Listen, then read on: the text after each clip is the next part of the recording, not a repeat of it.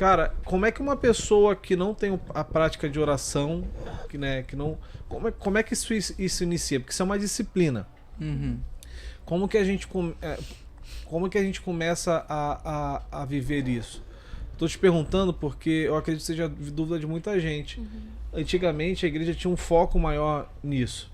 As pessoas se convertiam, oravam para ser batizado no Espírito Santo. Eu me lembro quando eu conheci vocês, eu estava muito nessa jornada de batismo pelo Espírito Santo. Você lembra lá atrás, adolescente?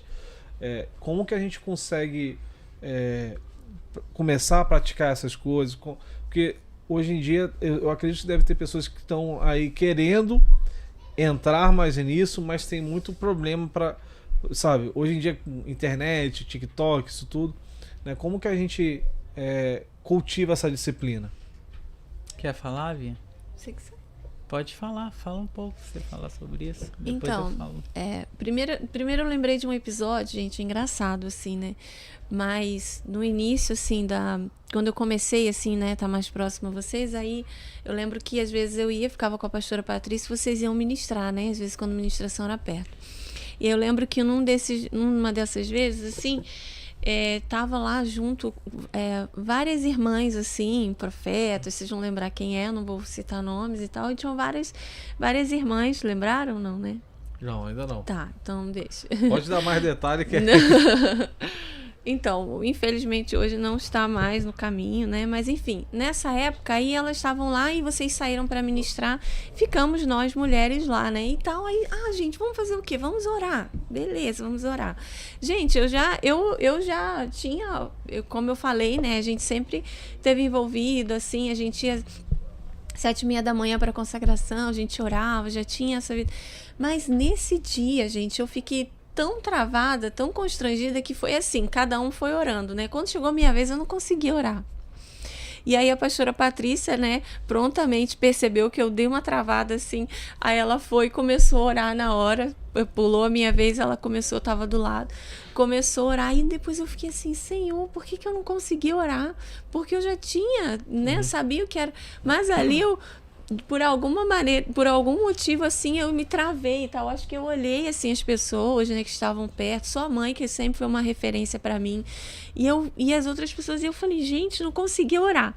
E aí, anos depois, o seu pai, né, quando a gente está ali na Cerqueira d'Alto, ele faz o convite, né, para que a gente estivesse à frente da intercessão, e eu falei, Senhor, eu lembro desse dia, assim, nunca que naquele dia eu ia imaginar que eu ia estar junto com a equipe de intercessão da igreja. Então, assim, foi uma obra que Deus fez.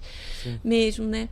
Mas acho que você não vai começar intercedendo, assim, na frente da igreja, você não vai começar orando e sabendo o que fazer. Isso precisa começar de casa, né? Não adianta também eu querer chegar aqui e fazer orações decoradas, sabe? Sim. Bonitas. E a gente fala muito isso com o pessoal. Gente, não é questão do tempo que você ora, porque às vezes se torna repetitivo, porque você tem que orar muito tempo, porque isso é maneiro, ou você falar palavras muito bonitas, você tem que ser verdadeiro, né? O seu coração está muito entregue e você perceber o que o Espírito está te conduzindo.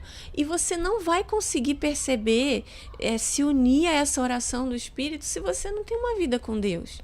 Se o altar do Senhor não está ali, né, restaurado, sim, não está feito ali na sua vida.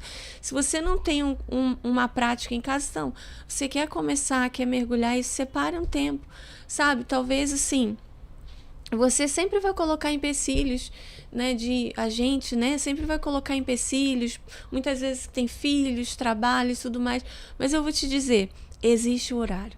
Então peça ao Senhor para te mostrar, Senhor, me ajuda a administrar. Sim. Muitas vezes é acordar. Eu vou te dizer assim, minha realidade, eu preciso acordar antes de todo mundo.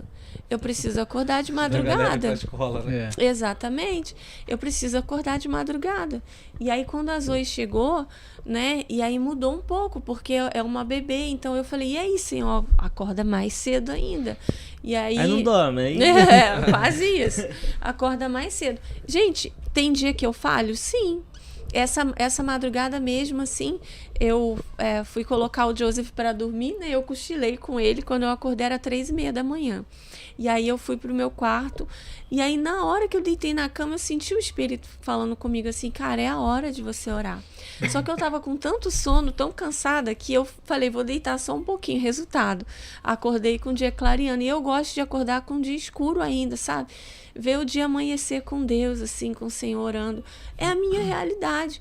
Para outros, a realidade vai ser chegar do culto ou chegar do trabalho e ter o seu tempo com Deus, né? Por exemplo, ele tem uma facilidade de ficar acordado até mais tarde, eu já não tenho. Então, para mim, é melhor acordar mais cedo. Para outros, é na metade do dia. Mas peça ao Senhor para te ajudar a administrar, você enxergar aquele horário que às vezes você está gastando com coisas que desnecessárias, exatamente. sabe? Às vezes até mesmo são distrações, assim. Aí você vai perceber que você tem tempo. É verdade. E aí você vai começar ali, construir ali, cara. E quando isso vier para o coletivo, né?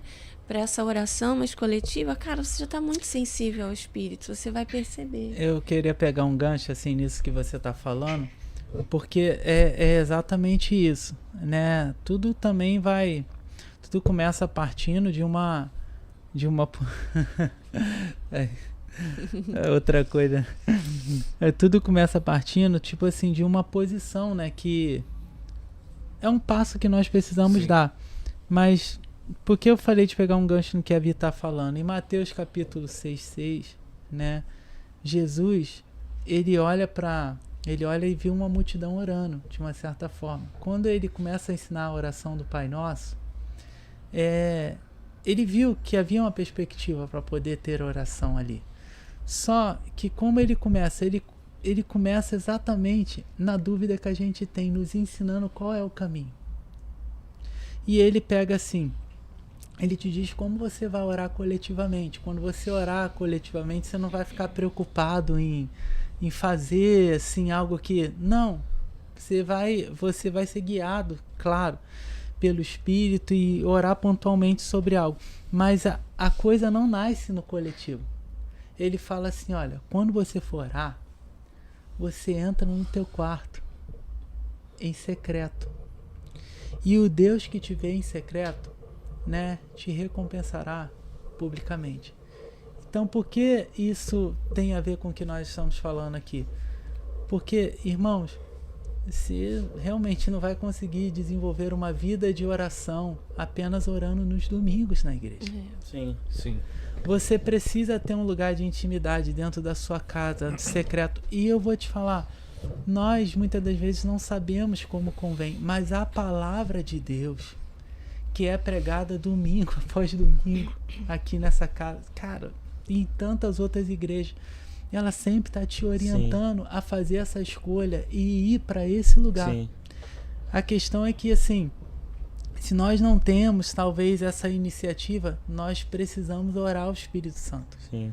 Orar para que ele rasgue o nosso coração e coloque um clamor dentro dele. Sim.